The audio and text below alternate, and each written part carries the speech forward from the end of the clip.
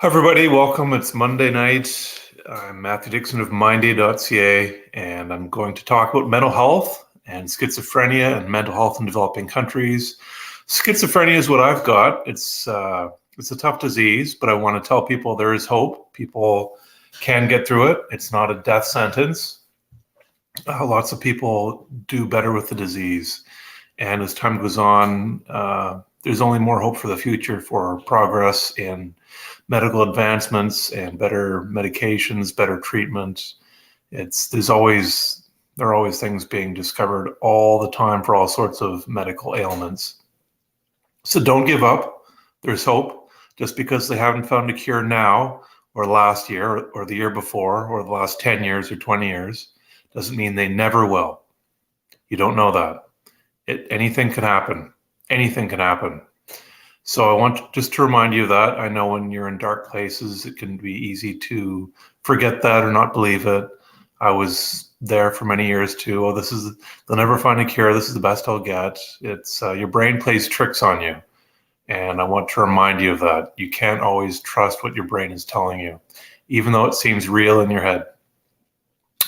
So mental health in developing countries, I've been taking some media training through Chris Winfield and Jen Gottlieb of Super Connector Media.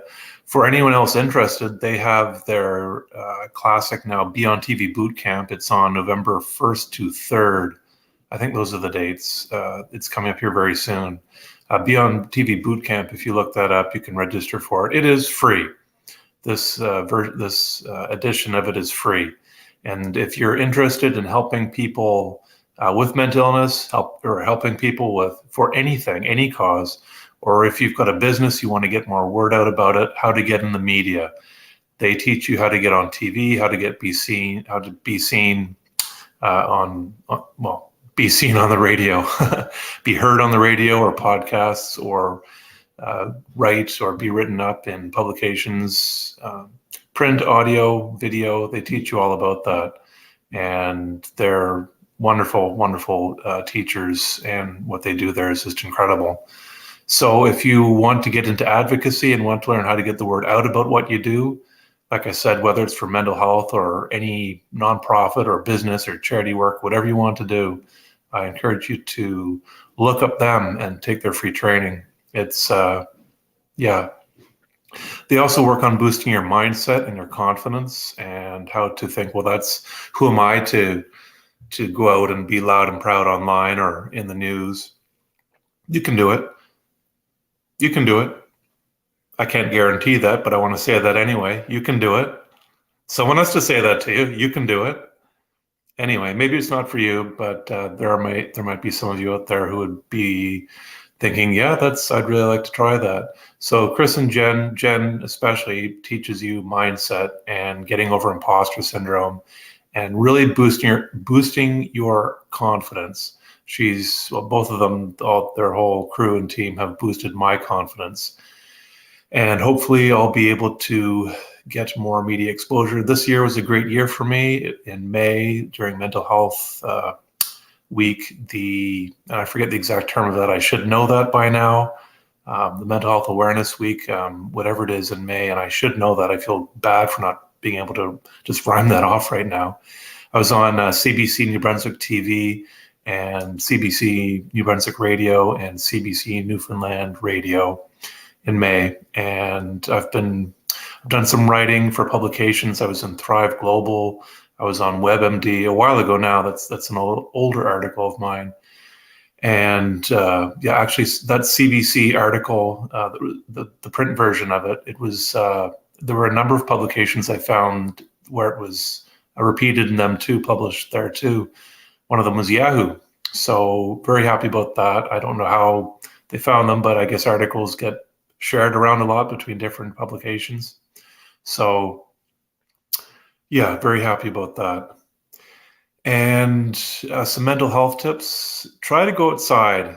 This is the time of year, especially where I am in Canada, where people tend to hunker down for the year, burrow into their dens for the winter. And I encourage you to keep trying to go outside, and especially during the daytime when the daylight hours are getting lower. Some of you may have SAD and may be worried about or already feeling the winter blues coming on. I've got a video, it's on YouTube. It's how to make, I called it how to make winter, something like how to make winter only 4 weeks long.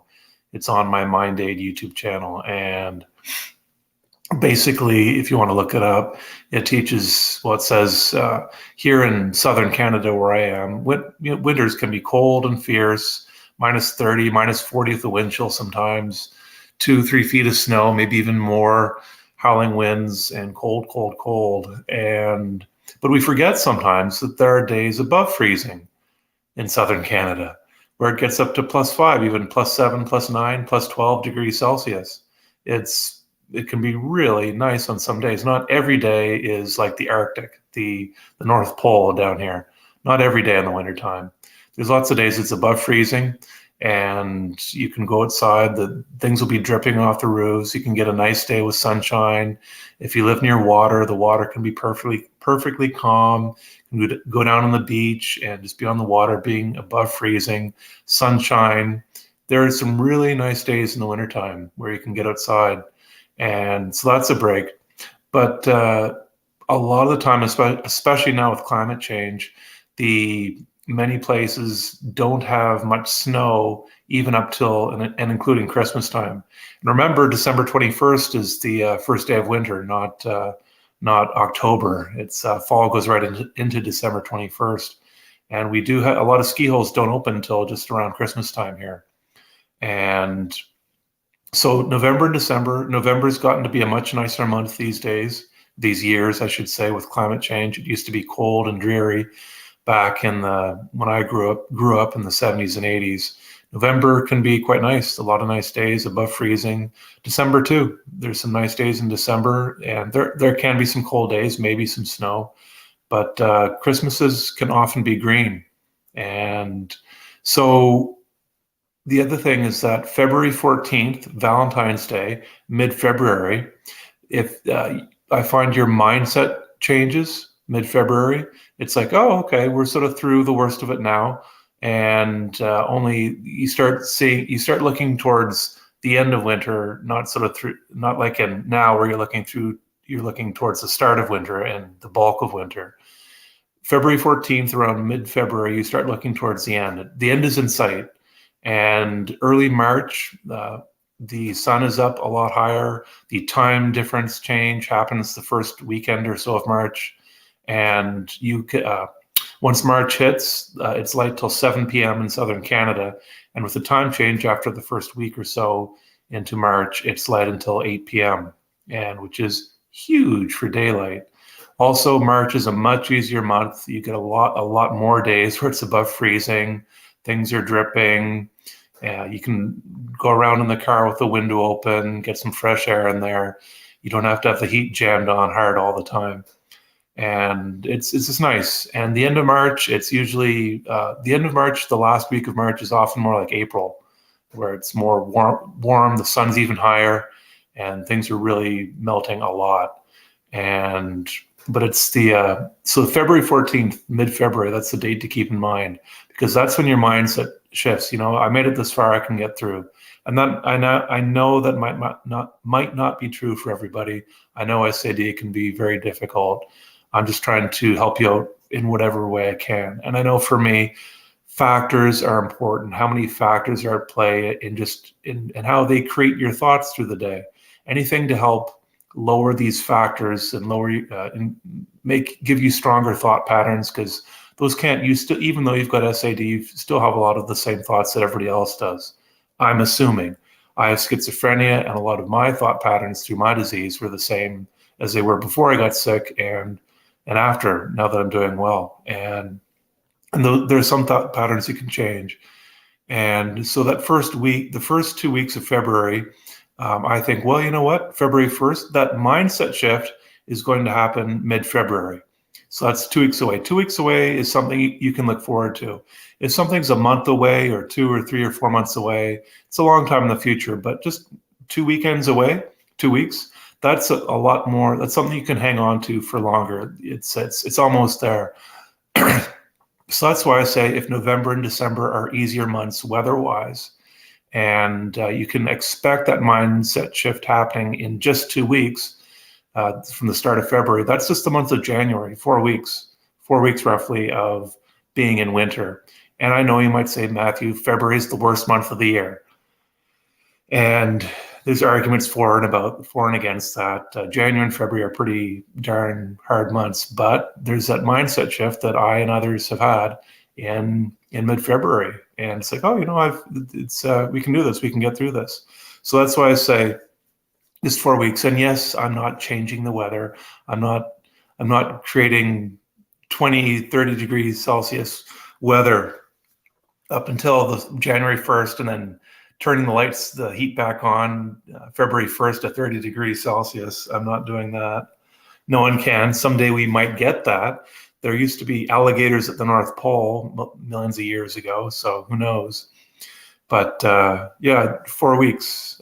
That's a mindset shift. That's something that's helped me. I've been using that for many winters, and it helps. Instead of thinking, oh, it's November, it's just going to be such a long slog, and oh my gosh, I'm just trying to paint a picture, because sometimes we don't always think about that. We just sort of have more automatic thoughts that we don't put as much thought behind. And so 4 weeks, January 1st to January 31st, that's our winter. And 4 weeks, you might be able to do that.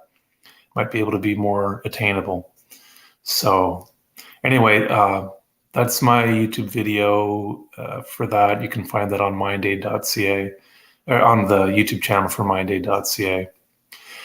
Thanks for tuning in, everybody. I'll leave it there for tonight. I hope you're doing well. If you are fighting, if you've had a hard day, I want to remind you that what you did today was an amazing accomplishment. It's phenomenal. You should be getting a medal for that, a medal for bravery and courage for everything you did today, everything you did from the moment you got up to right now. Thank you for doing what you did today. I know you may not feel appreciated, heard, seen, recognized, acknowledged. And I know I don't know you, but I just want to tell you that even though I can't see you, I see you. I feel you, I hear you, and I just want to encourage you to keep going. And there's always hope. You never know what tomorrow may bring. Thanks, everybody. Have a good night.